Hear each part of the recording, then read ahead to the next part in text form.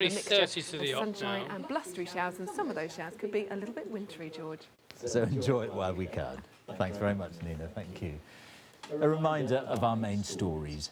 President Putin has taken over Crimea. It's the first time Russia's expanded its territory since the Second World War. And on the eve of the budget, the government announces a childcare subsidy for working parents. It's worth up to £2,000. Stand by. That's all from the BBC's News at 6, so it's goodbye from me. And on BBC One, we can now join the BBC's news teams where you are. Run titles. Hello and welcome to South Today from Oxford. In tonight's programme, calling for legal action over her son's death in a care home. Connor Sparrowhawk's mother wants corporate manslaughter charges so to next be brought it's camera against the one Health Trust. into a package on A. It was the most basic of care was needed to keep him alive, and they didn't provide that.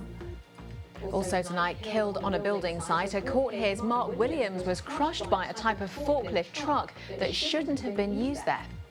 Later on, from riding the waves to riding horseback, two Paralympic champions trade places. 10, 9, 8, 7, 6, 5, 4, 3, 2, 1, 0. And mix. Q. Good evening. A woman from Oxford is calling for a charge of corporate manslaughter to be brought against an NHS trust she holds responsible for the death of her teenage son. Connor Sparrowhawk died at Slade House in July last year. In her first television interview, his mother, Sarah Ryan, has spoken of her campaign to improve care for vulnerable adults. She told Peter Cook her story. Run A. It's enormously painful. The sadness doesn't Very nice. go away at Camera all. 2 next then for the link to the prereq. We Something don't we've have got to hearing VT yet. 20 the hours in SOC, Reading Crown Court. Dangerous, Mr. Dixon replied, yes. The developer Costain is expected to take the stand tomorrow. Right, coming to 2. Along with Attlee's Roofing, 7, plead not 6, guilty to 5, breaching health and safety 4, laws. 3, Ben Moore, BBC 2, South Today, 1, Reading Crown 0. Court. 2. Two men have been arrested following an armed robbery at a bookmaker's in Oxford last week. A member of staff at Stan James on the Roundway in Headington was threatened by two men who then escaped with money from the shop. The pair arrested are both 18 and are being held on suspicion of armed robbery and firearms offences. And on 1. Research into hearing loss and tinnitus at Oxford University is under threat because the charity that funds it has had a big drop in donations. Action on Hearing currently has a £2.5 million shortfall. It's now launching an appeal for help so it can continue its community work as well as its specialist research projects. Charlotte Stacey has more details. Running A. Anthony has 2 hearing aids. He comes to this here Very to help good. a Camera doctoring session 7 at Buckingham now. Library 2 to next make from sure they're working Motorway. properly.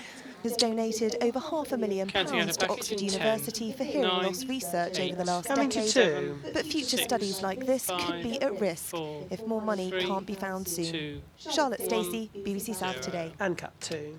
Plans to reduce speed limits to 60 miles an hour on part of the M4 are being criticised by the AA. The Highways Agency is proposing variable speed limits and driving on the hard shoulder through Berkshire. The agency says the so-called smart motorway will increase capacity. There'll be new safe places for vehicles which break down, but the AA believes they'll be too far apart. Run A. Stop. With the smart motorway, we'll be With an running Aston, on the hard shoulder. outwards but there are will have be an emergency emergency refuge in areas 2 every next 3.5 for kilometres. 7, We believe about 6, 50% of the 5, traffic will be able to 4, get there when they 3, actually do have 2, an emergency. 1. Q. Prospects of a new ring road around Bicester and improvements to one of the busiest roads in Banbury have moved a step forward.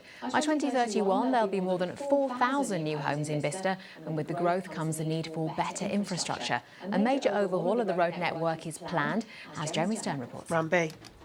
The sign here at County Hall we're points under towards by some of the 5, best-known Jerry, towns so that in gives you Oxfordshire, 10 for and the many of them handbag. are So expanding, Bicester with route. tens of Staying on thousands 2 more people for expected to Bicester come to the and then county 1 on in the the next few close. decades. The day as to Counting what out a actually we end up package with. in 10. If money Coming from to developers 9, and central government 8, can be found, 7, councillors hope the 6, new roads could be 5, opened by the year 4, 2030. 3, Jeremy 2, Stern, BBC 1, South Today. And 2.